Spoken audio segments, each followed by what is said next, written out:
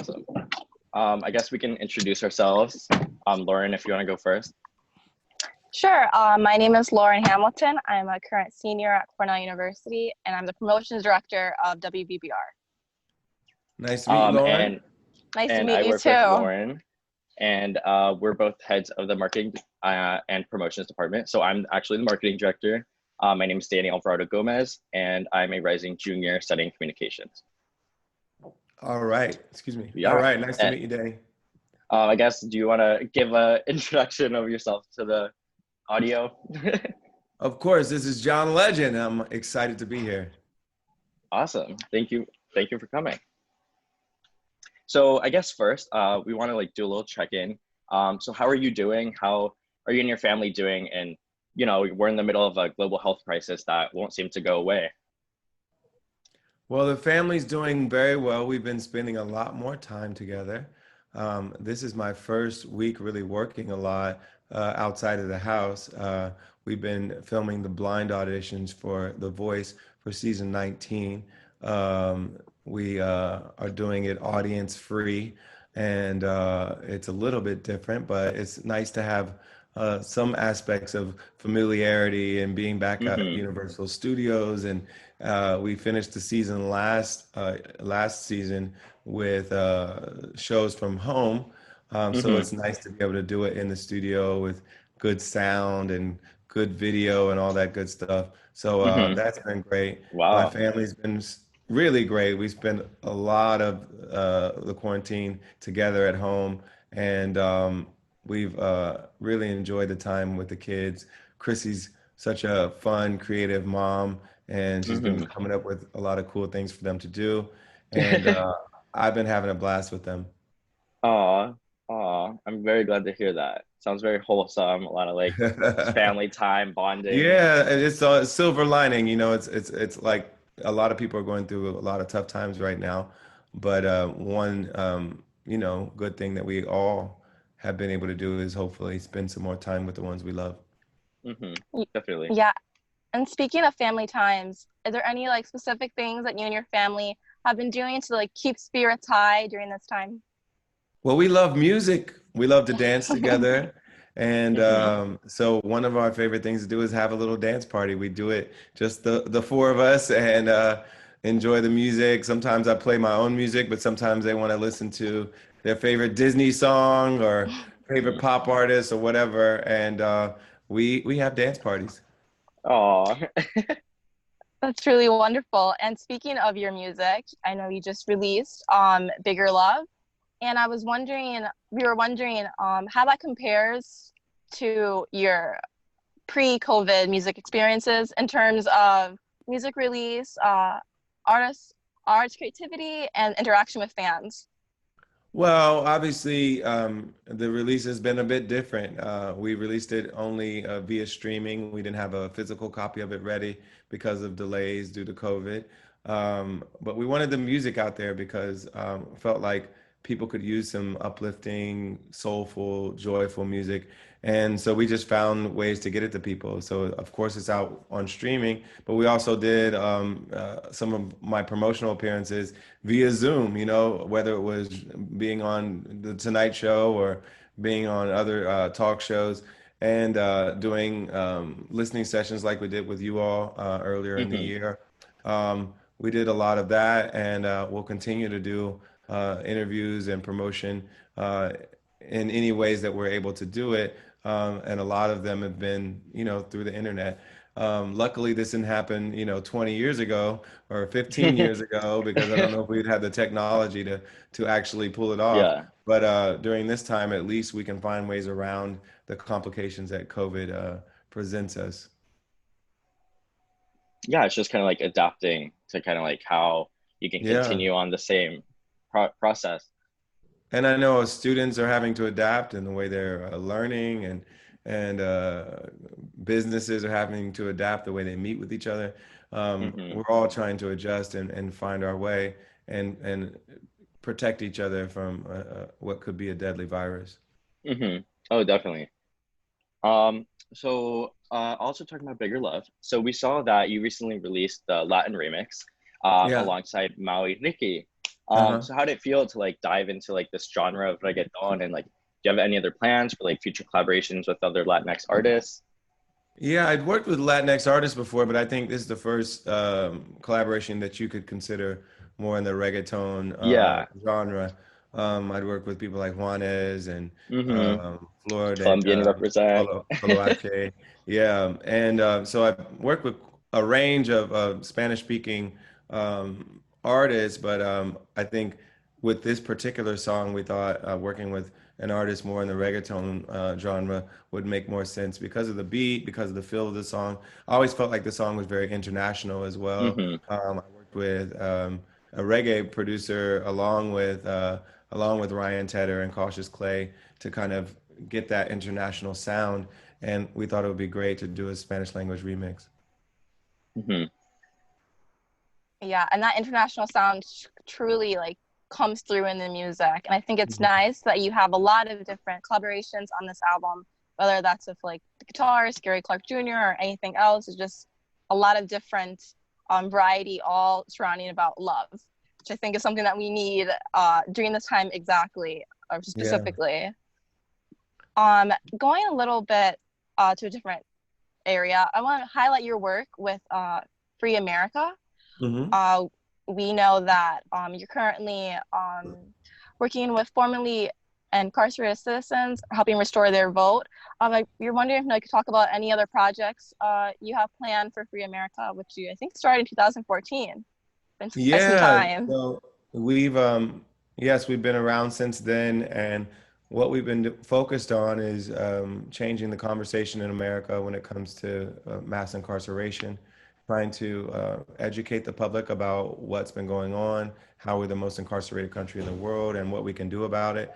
And a lot of our work has been, um, first of all, listening and learning from activists, from organizers, from other people who are impacted by the system, and then getting out there and trying to find ways where we can change policies, change laws to get us in a better place as a country. And a lot of that work has to be done on a state and local level because decisions about policing are usually local. Decisions about jails and what kinds of charges to pursue are usually made by the district attorney, which is also a local position. And then a lot of the laws that need to be changed are state level laws, which would need to be decided by state legislators and governors. Mm-hmm. So a lot of our activism has been working on the state and local level to make Mm-hmm. those kinds of changes. And so for that reason, we work with activists who are local. We work with activists who are state level organizers and activists. And it's been such a great learning experience for me, but also it's been really inspiring because we've been able to really make some changes. We were part of the Mm-hmm. team that helped pass the amendment in Florida that extended the right to vote to over 1 million people who had been convicted of felonies in the past. And then now we've seen that Iowa just passed a similar bill. Mm-hmm. They were the last state left in the union that excluded former felons for a lifetime ban from voting. So it's great to see that kind of change happening in the country. It's great to see the laws we were able to help pass in New York and Texas and Louisiana and California and all over the country. And it's great to see the district attorneys we've been able to help elect of the four progressive prosecutors we Mm-hmm. endorsed this primary season in the past few days. Three of them won, and so we've seen a lot of success in that area too. And all of these things add up. It means we're putting fewer people in jail, putting fewer people in prison, and we're running the criminal justice system in a way that's actually more fair, more equitable, and keeps the community safe without locking so many people up. Definitely. Thank you. Yeah, I definitely agree. Like it's important work, and like, change starts small. Like a lot of these states have very different laws, and it's kind of mind blowing. It's like some laws that Yeah. haven't been overturned from like long time ago. Yeah, and that's why local elections matter so much. And I Mm-hmm. think sometimes people only care about the headliner, who's running for president, maybe who's running for governor. but a lot of times they're not paying attention to all those other positions that they're electing. And if we don't pay attention, then our politicians aren't accountable. And Mm-hmm. if they aren't accountable, then they'll just do stuff that serve their own narrow interests or the interests of people Mm-hmm. who are donating to them or people who are paying attention. So we all have to pay attention, do our research when we vote, and not just care about what's on the national ticket, but think about what's happening in our communities as well. Definitely agree. I guess like on a related note, you know, you've also been vocal when it comes to educational reform, civil rights, and political candidates. So what advice would you give to an artist struggling to find the line between activist and artist? And like, do you believe there is a civic responsibility that artists must have when it comes to using their platform? Well, I think every artist has a choice to make in their lives. Some artists don't feel as comfortable speaking out about politics, maybe because it's just not something they're passionate about and haven't done a lot of research about. And I've tweeted this before, but I said, some people ask me if more artists should get involved in politics. And I'm like, not Mm-hmm. necessarily, because if you're not really informed about it and you have this huge platform, you Mm-hmm. could misuse your platform Yeah. to say things that aren't true, say things that aren't well researched, say things that you don't understand very well, the ramifications and who it impacts. So I think if you are going to speak about some of these issues, do your research, talk to people who are working in the field, think about who's impacted by it, and think about what it will mean for your voice to be added to the conversation. But all of us are Mm-hmm. citizens. All of us have an opportunity to vote. We have an opportunity to hold our politicians accountable. We have an opportunity to stay informed about what's going on. We have an opportunity to protest. We have an opportunity to go to town halls, all these things where we can get Mm-hmm. engaged in our democracy, whether or not we're famous, whether or not we are rich, whether or not, we have a million Twitter followers.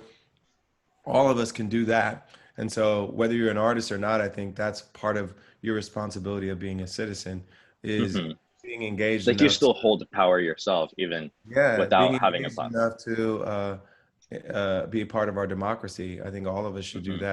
that. But as artists, we should be wise about how we use this awesome platform that we have and make Yeah. sure that we do it It's actually responsibly. something Jamila Jamil said the same exact thing. It's, there's sometimes she feels like celebrities are put pressure to like speak out about something. And like, for example, I Yeah. think the example she used was like Israel Palestine. She's like, well, I don't want to like necessarily say something now because yeah, I could have the wrong image. I'm not informed yet. And, obviously some people are making business decisions when they're saying they don't want to speak out. And so, and I don't fault people for doing that. I understand that everyone wants to, like, if you love music so much and you love being an artist so much, you don't want to jeopardize your career, Mm-hmm. to speak out about something. I understand that some people have that sense, but I've just decided that um, these issues are important enough for me and I care enough about them that I do want to speak out. And I know that comes at some risk of me alienating some of my fans, but I've decided Mm-hmm. it's worth it. Definitely. Now, this passion that you speak of for social reform, social justice, I'm curious to know, did it start perhaps in your youth or were you active during your college years? Because I know a lot of things today going on with like the Black Lives Matter movement. A lot of these people at the forefront are youth, which I think is very inspiring. So I was wondering, as a youth, did you feel that passion as well, or something that you gained over time through experience? Well, I always cared about this stuff. I remember going to the library with our parents when I was a kid. They homeschooled us for a while, and we didn't have a school library. We went to the public library in the community. And one of the things that really caught my attention, even at a very young age, was reading about civil rights leaders, reading about people who came before me to who had the courage and had the vision to fight for justice and for civil rights for our people. And so that always inspired me. That always made me it always made me want to have an important life that made an impact and made a difference in people's lives. And so I always believed that part of what I would do as a musician would be to use my platform to improve people's lives, give back to my community, and fight for justice and equality. I wrote an essay saying that when I was 15 years old. It was a Black History Month essay, and they said, "How are you going to make Black history?" And I literally said, "I'm going to become a successful musician, and I'm going to use that success to help my community." And so I've really known that that's what I wanted to do for a long time. When I was in college, I was still pretty young. I started college when I was 16 because I was homeschooled and skipped a couple grades. So I couldn't even vote for half the time I was in college. But when I finally could, of course, I wanted to vote right away. I voted absentee in Ohio while I was in school in Pennsylvania. And then the first time I ever went to a political march, I believe, was during the Bush administration when they were drumming up the march to war in Iraq, and I knew that they were being full of shit, and they were giving this case for the war that was based on all kinds of faulty premises. We Mm-hmm. all knew what had happened. I lived in New York City during Yeah. 9/11, and everyone knew that Al Qaeda was responsible for it. But then you saw the Bush administration telling everybody, "Oh, we also need to go to war with Iraq," and you're like, "What? Like, what are you guys talking about?" And Literally. they were, you could tell they had an answer, and they were trying to drum up, gin up evidence to get to that answer that they had already Mm-hmm. decided on. And so I was like, you know what, this is not right, and we're gonna go out and protest. And so I was part of that huge protest in New York City, uh, speaking out against the war. And that was the first time I ever marched in a protest. And of course, since then, I've been involved in helping candidates get elected. I've been involved in fundraising. I've been involved in supporting a lot of charitable organizations that are trying to improve people's lives. And then, as the Black Lives Matter movement emerged, I have gotten very involved in that, whether it's financially supporting it, going out there on the streets myself, uh, making music that is kind of fueled by the movement and hopefully has helped inspire the movement. And then using my voice to speak out for reforms that will really bring us closer to justice and equity in this country. It's very inspiring, and again, we do appreciate those efforts, and it's always good to have a celebrity that you can like kind of take notes from and like see that they're also advocating for the same change as you, and also not to take to be conscious of time. I guess, Lauryn, do you want to ask our last interview question? Yeah, wonderful. So earlier this week, you had your Tiny Desk at Home performance. So we were wondering, since COVID postponed any tour dates or anything like that, do you have any other virtual events that you're working on to help engage your audience with your music? Yeah, we're going to do something for Radio 2 in the UK very soon, but I think it'll be available worldwide. We're going to, I think, do another talk show appearance pretty soon on Camel. And then, we'll probably have some more in the coming months. And hopefully more people will check out the album. I've been so happy with the response that we've gotten from our fans that have heard it. I think it's my best album to date. It's a really good combination of all the things that I love about music, all the inspirations that have helped make me the artist that I am today. I feel like this album kind of sums up those inspirations really well. I work with some amazing people, great collaborators, people like Coffee and Rhapsody Mm-hmm. and Janae Aiko and Gary Clark Jr., producers like Oak Felder and DJ Camper and Anderson Paak and Ryan Tedder, just really talented people that I had so much fun creating with. And hopefully you all get a chance to check out the album and enjoy some of our virtual performances in the coming months. Definitely. Definitely. And we want to thank you again for deciding to talk with us. We wanted to ask if you'd be willing to do like a quick soundbite, like a artist image for us, say like your name and like you're listening to WVBR. I can like copy and paste it in the chat if you'd like. V Yeah, as in yeah. both times. V as in like Oh, V like Victor. Valerie. Yeah. Yes. Here. So V. You can VR. feel free to add pizzazz or like whatever you want to say. Oh, I That's see like it. kind of the I see basic. it. Okay, got it. Okay. Hey, this is John Legend, and you're listening to 93.5 WVBR-FM, Ithaca's Alternative. I'll say it again. Hey, this is John Legend, and you're listening to 93.5 WVBR-FM, Ithaca's Alternative. Perfect. Thank you. Perfect. Thank you, guys. Thank you. And we actually, if you're ever gonna visit, UPenn's rival Cornell, you're ever in Ithaca, we'd gladly have you. And if you want, if we can, something I can coordinate with Nicole and your team, but we'd love to send you like a free shirt like this or whatever you want. I remember playing at the concert you all have. What's the one you do on that hill? What's it called? Slope Day. Yeah. Yeah, I was singing with Kanye at the time, and he was the headline act for that concert way back in like 2004, I think. I think it was spring of 2004, and I had an album coming out later that year. It might have been the fall of 2004. I don't know what time of year you have. I think it was it was spring. We usually have it in May.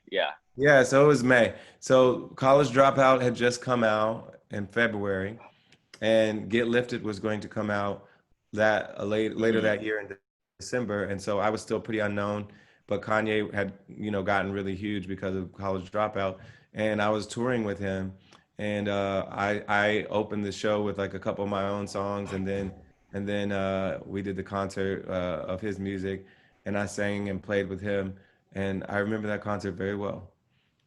Oh, yay. I'm glad to hear that. It's a lot of energy, and but I still we try to treat our artists well. I'm still a Quaker and